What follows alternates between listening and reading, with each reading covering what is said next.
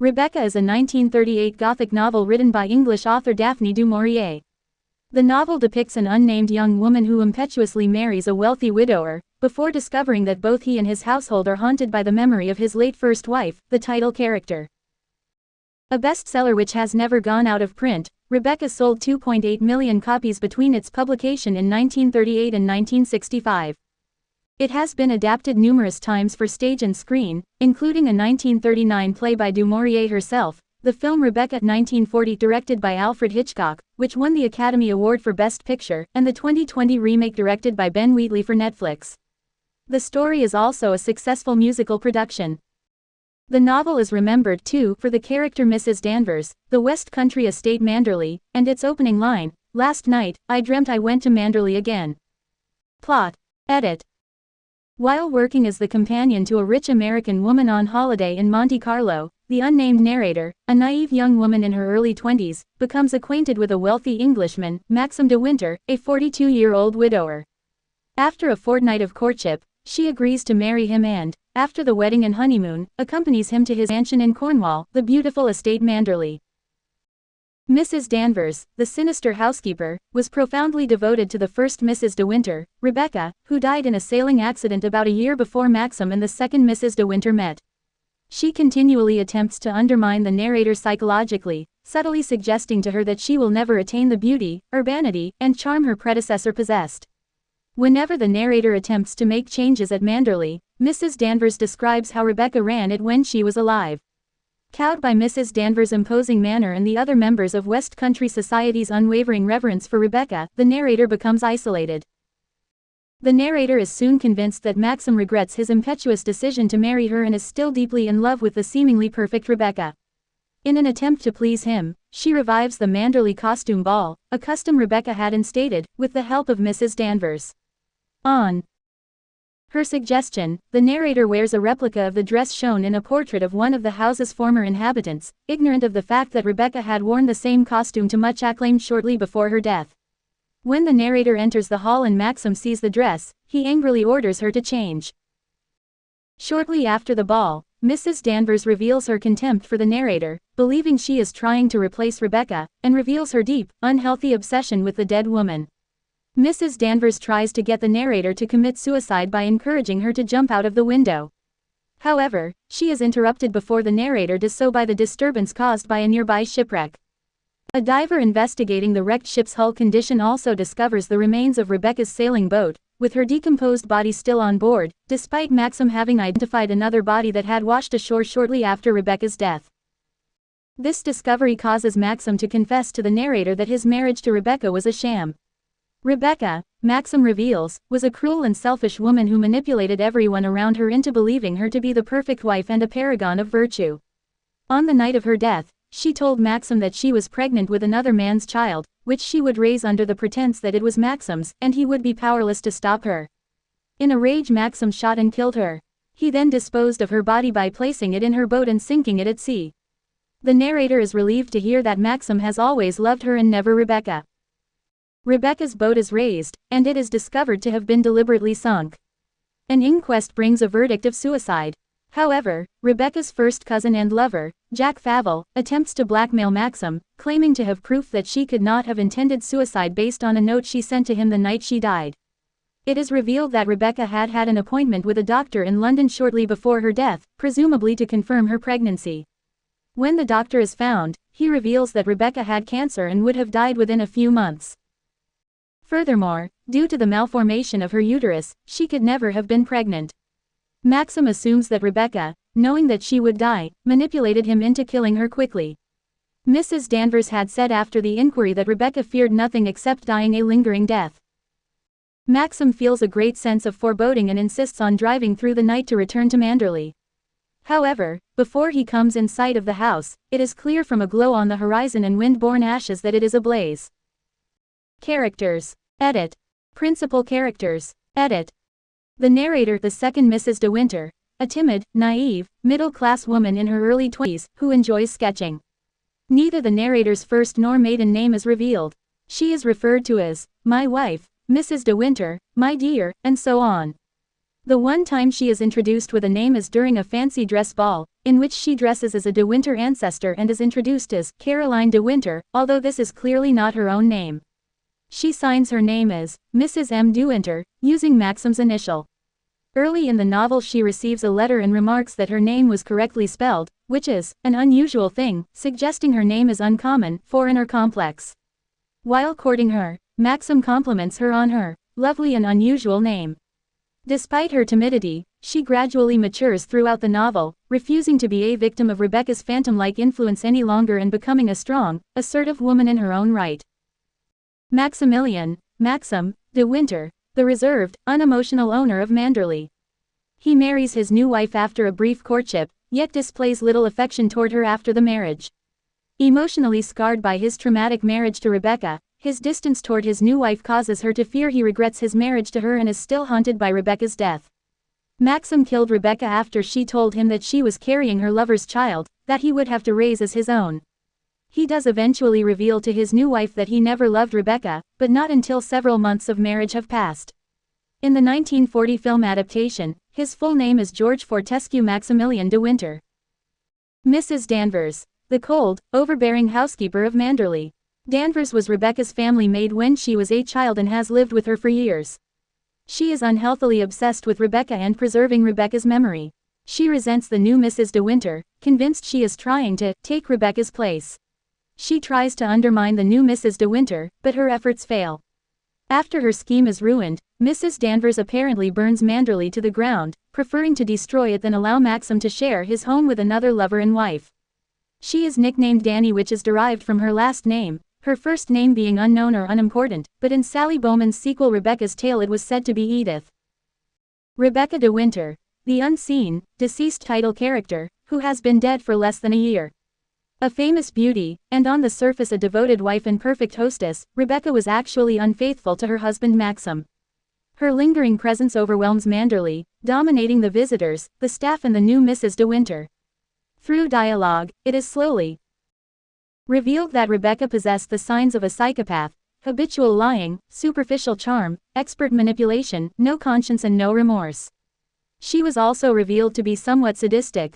Danvers tells a story of Rebecca, during her teenage years, cruelly whipping a horse until it bled. Minor characters. Edit. Frank Crawley, the hard-working, dutiful agent of Manderley. Reserved and conventional, he is Maxim's trusted advisor and confidant.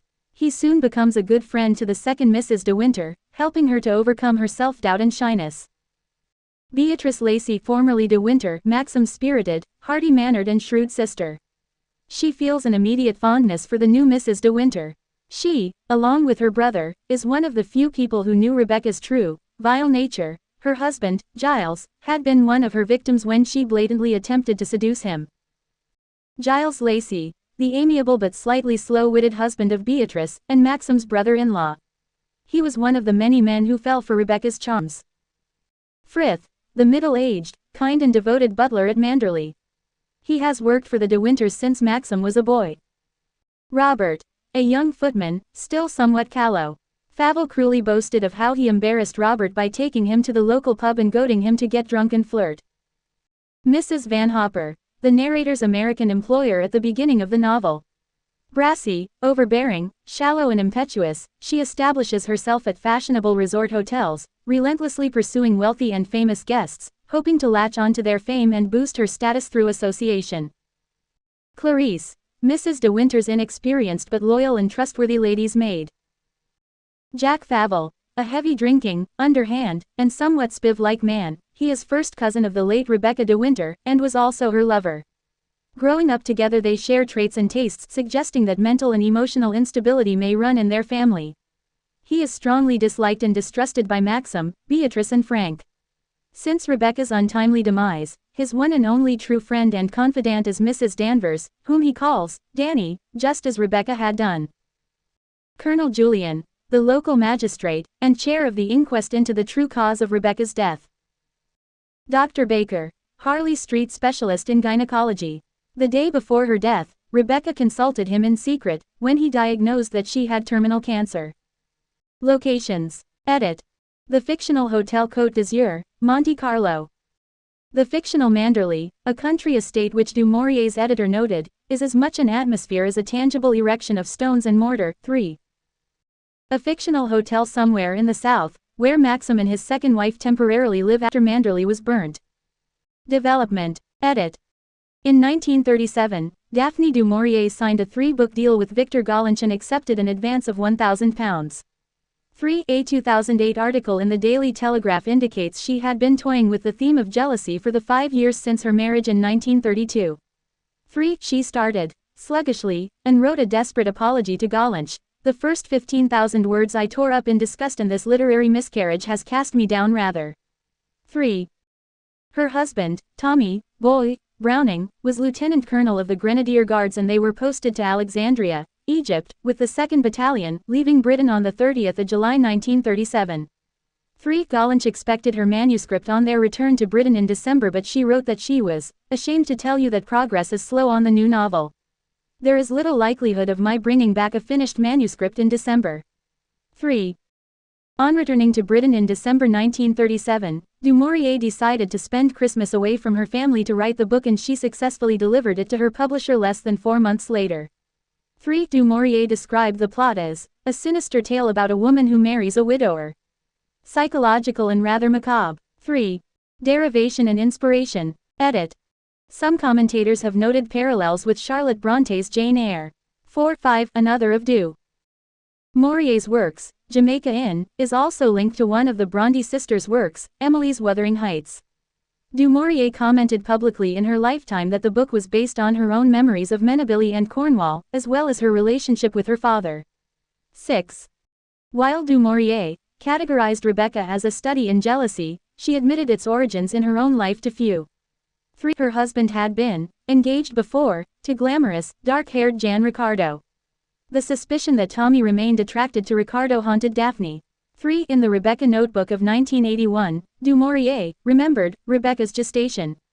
Seeds began to drop. A beautiful home, a first wife, jealousy, a wreck, perhaps at sea, near to the house. But something terrible would have to happen, I did not know what. 3. She wrote in her notes prior to writing, I want to build up the character of the first wife in the mind of the second, until wife 2 is haunted day and night, a tragedy is looming very close, and crash. Bang, something happens. 3. Du Maurier and her husband, Tommy Browning, like Rebecca and Maximilian de Winter, were not faithful to one another. Subsequent to the novel's publication, Jan Ricardo, tragically, died during the Second World War. She threw herself under a train. 3. Childhood visits to Milton Hall, Cambridgeshire, then in Northamptonshire, home of the Wentworth Fitzwilliam family, may have influenced the descriptions of Manderley. 7. Literary technique. Edit. The famous opening line of the book, "Last night I dreamt I went to Manderley again," is an iambic hexameter. The last line of the book, "and the ashes blew towards us with the salt wind from the sea," is 2 in metrical form, almost but not quite an anapestic tetrameter. Plagiarism allegations. Edit. Shortly after Rebecca was published in Brazil, critic Álvaro Lins pointed out many resemblances between Du Maurier's book and the work of Brazilian writer Carolina Nabuco. Nabuco's A Sucessora, the successor published in 1934, has a main plot similar to Rebecca, for example a young woman marrying a widower and the strange presence of the first wife, plot features also shared with the far older Jane Eyre. 8. Nina Auerbach alleged in her book Daphne du Maurier, Haunted Heiress, that du Maurier read the English version of the Brazilian book when the first drafts were sent to the same publisher as hers in order to be published in England, and based her famous bestseller on it. Citation needed. Immediately following a 1941 article in the New York Times Book Review highlighting the 2 novels' many similarities, 9. Du Maurier issued a rebuttal in a letter to the editor. 10. According to Nabuco's autobiography, 8 decades, she, Nabuco, refused to sign an agreement brought to her by a United Artists representative in which she would concede that the similarities between her book and the movie were mere coincidence. 11. A further, ironic complication in Nabuco's allegations is the similarity between her novel and the novel Encarnação, written by José de Alencar, one of Brazil's most celebrated novelists of the 19th century, and published posthumously in 1893. 12. In 1944, according to The Hollywood Reporter, Du Maurier, her U.S. publishers Doubleday, and United Artists, distributors of the film adaptation, were sued for plagiarism by Edwina Levin MacDonald, who who alleged that du Maurier had copied her 1927 novel Blind Windows, and sought an undisclosed amount of accounting and damages. 13. The complaint was eventually dismissed on 14 January 1948. 14-15.